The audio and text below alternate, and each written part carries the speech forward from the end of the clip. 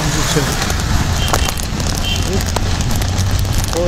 కోర్టుకి వెనక దూరం వెనకవైపు ఉంది. వచ్చి Kalyan St Johnson's English medium school ఇది.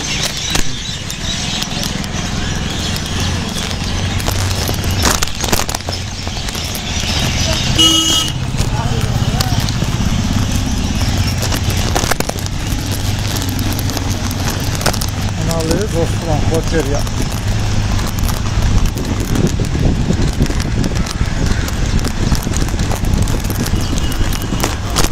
జనాలు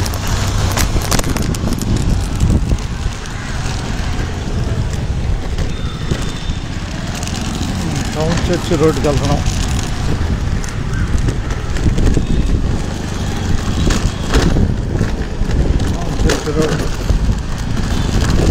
చర్చి రోడ్డు వస్తున్నాం.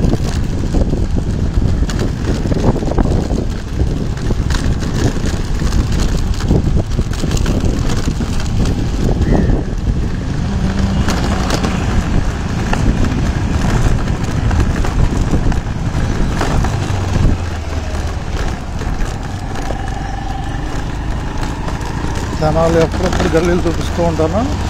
వాటిలో ఈరోజు లైవ్ వీడియో చర్చి దగ్గర.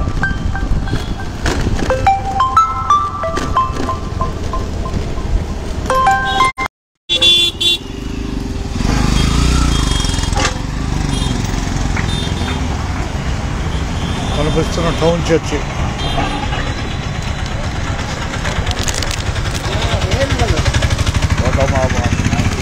టౌన్ చర్చి ఇది. టౌన్ చర్చి ఇది. జనాలి చంద్రహాల్ పార్క్ ఏరియా. చంద్రహాల్ పార్క్కి వెళ్ళిపోతున్నాం. పార్క్ ఏరియా జనాల దగ్గర చంద్రహాల్ పార్క్ని ఫ్రీగా సందర్శించే విధంగా చంద్రహాల్ పార్క్ ఫ్రీ సందర్శన ఇచ్చారు. ఉచితంగా పార్క్ని సందర్శించవచ్చు. రైతు బజార్ ఇది. రైతు బజార్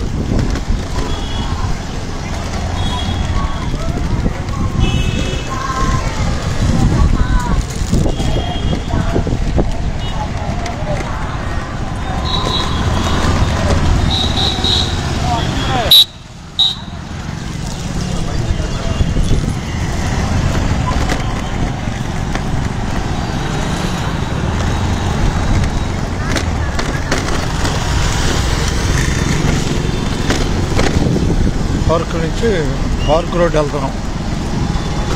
ఒకప్పుడు స్వరాజ్ టాయ్స్ ఇది, ప్రస్తుతం పడేశారు కొత్త నిర్మాణాల కోసం.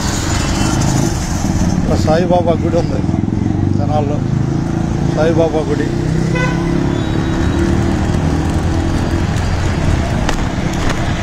సాయిబాబా గుడి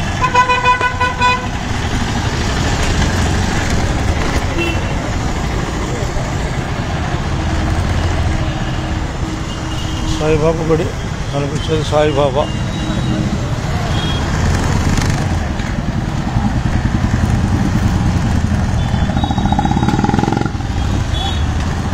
కనిపిస్తున్న జనాలు.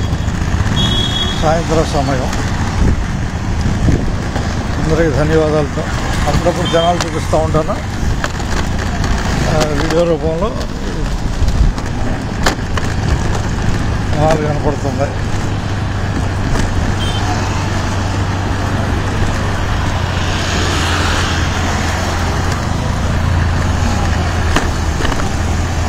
ఇక్కడ నెహ్రూ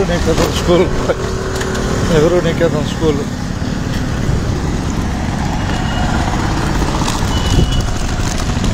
లక్ష్మీ ప్లాజా అపార్ట్మెంట్.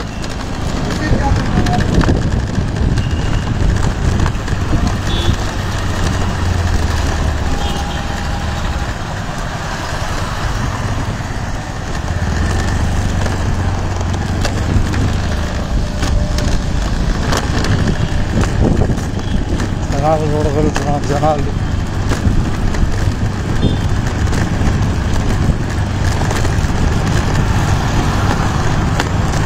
అనిపించేది ఇక చంద్రవరం పార్క్. అప్పుడప్పుడు పార్క్ చూపిస్తూ ఉంటాను. తెలియని పిల్లల సందర్శనార్థం ప్రస్తుతం ఫ్రీగా కొనసాగుతుంది పార్క్. ఫ్రీ సందర్శనం. ఇక్కడి నుంచి మంగళగిరి బస్సులు, చంద్రవరం పార్క్ ఇచ్చిన మంగళగిరి బస్సులు మరియు విజయవాడ జనాలు ప్రయాణాన్ని ఇక్కడ బస్సుల ద్వారా మనం సౌకర్యంగా పొందవచ్చు. చైన్ పడిందా పడలేదా? పార్క్ చూపిద్దామా? పార్క్ చూద్దామా? లైవ్లో చూపిద్దామా? లైవ్లో పార్క్ని ఫ్రీ ఇచ్చారుగా. ఫ్రీ ఇచ్చారు లేదా? నా వీడియోలో ఎక్కడ చూసావా? ఆర్టీసీ సుధాకర్ చూడలేదా? చూసావా? Okay okay. వీడియోలు తీస్తూ ఉండాలి ఇవాళ. ఓకే. ఇప్పుడు ప్రస్తుతం నేను తెనాలి చూపిస్తున్నా. సాయిబాబా గుడి కానించి ఇక్కడ చంద్రవరం పార్క్ దగ్గర పిల్లలు బాగా ఈ పార్కును సందర్శిస్తారని చెబుతున్నా. ఓకేనా? ఏం చదువుతున్నావు చదువు?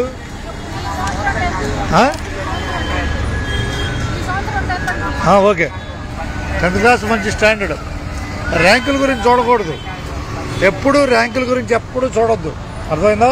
మన లైఫ్ ముందుకెళ్ళటానికి స్థిరంగా మనసు బలంగా మన జనంలో కలిసి ఎదగటానికి చూడాలి. ర్యాంకులు ఎక్కడ పనికిరావు.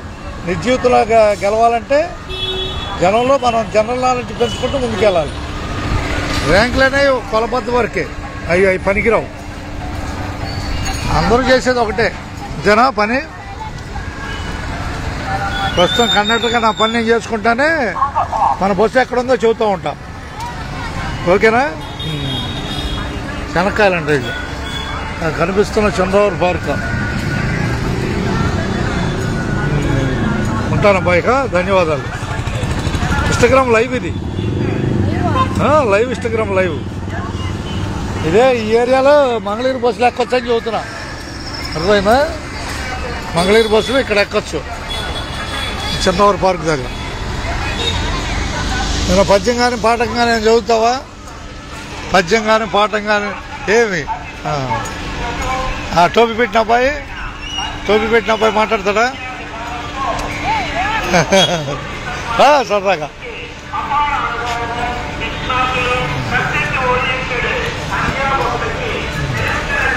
ఏందబ్బాయి ఈ నోట్స్లో ఏందో చెప్పు. సబ్జెక్ట్ చెప్పు. చూపెట్టండి అబ్బాయి, చూపెట్టండి. నలుగురు చూపెడతాం. ఏం చేస్తారు దాంతో?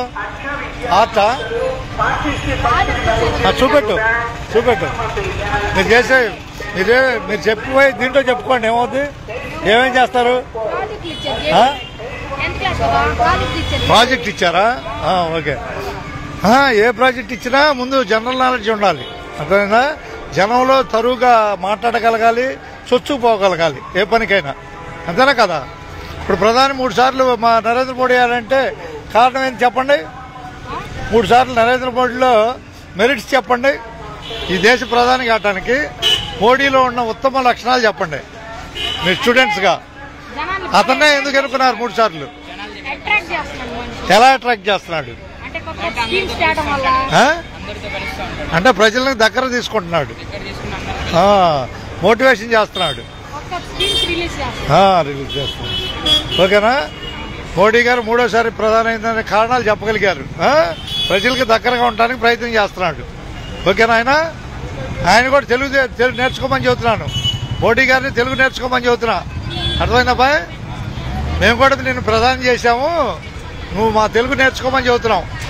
हम भी बात करेंगे हिंदी में, मोदी जी की भी हिंदी में తెలుగు में बात करना है जरूर. ఓకేనా? నాకు కూడా దేశ ప్రధాని కావాలని ఉంటుంది. అర్థమైందా బాయ్? నాకు కూడా ఉంటుంది. కానీ సాధ్యం అవుద్దా? సాధ్యం కాదని అనుకోవద్దు. టైం వచ్చినప్పుడు అది అవుద్ది. అర్థమైందా? మనం అనుకుంటాం. అర్థమైందా? ఇప్పుడు మనం అనుకున్న కోరికని ఇటు చూడబాయ్, మనం అనుకున్న కోరికను వదిలేస్తేనే మనకు సాధ్యం కాదు. మనం గట్టిగా పట్టుదల పడితే ఏదైనా జరుగుతుంది. ఓకేనా? ఇప్పుడు నేనేం చెప్పాను, మోడీ గారు ముందు ఈ దేశాన్ని 3 సార్లు కావడానికి కారణాలు ఏందని అడిగాను. అంతేనా కదా?